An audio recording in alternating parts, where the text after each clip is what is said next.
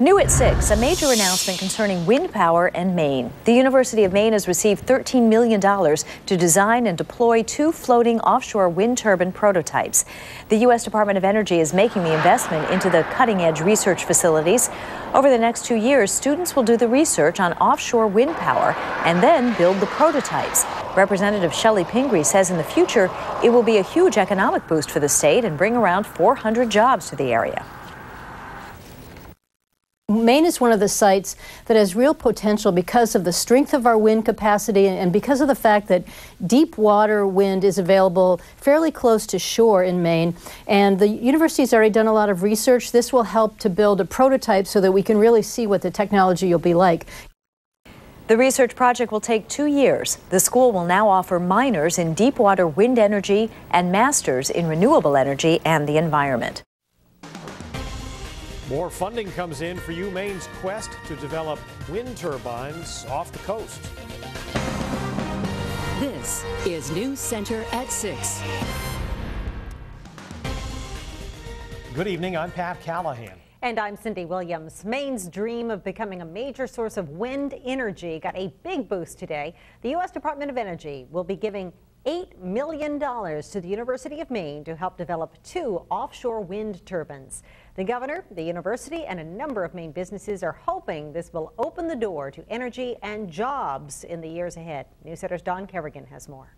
Thank you, and thank all of you for joining us. Offshore wind power has grabbed the attention of scientists, business leaders, and politicians.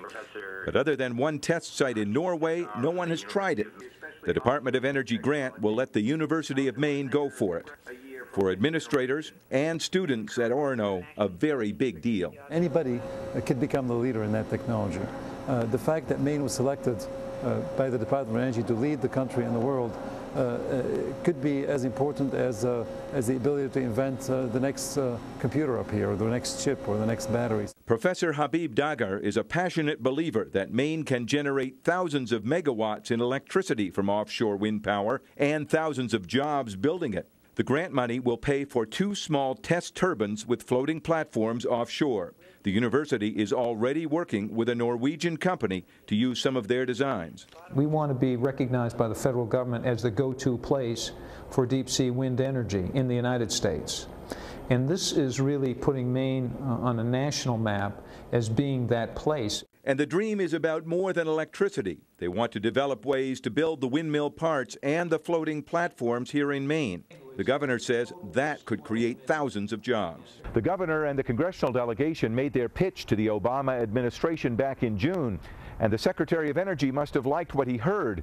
The governor says he's confident this is just the beginning of federal help for offshore wind power in Maine. They're developing a relationship with the state of Maine and the University of Maine and this consortium they're going to continue to support over the longer term. Congresswoman Pingree says there is major interest in offshore wind power and more money will come. I think we're going to see a lot of investment in this direction, and I think because of the work that's already been done and because of the great workers that we have in Maine, this will only continue. Some of Maine's biggest businesses are also cheering the grant.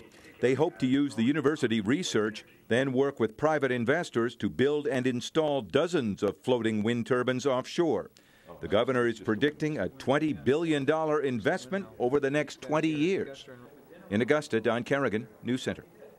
Maine voters approved $6 million for offshore wind research last year, and a bill being voted on today in Congress would provide $5 million more. The university says it hopes to have the first small test turbine in the water in less than 2 years. The State Department of Conservation is supposed to designate several offshore test sites this fall.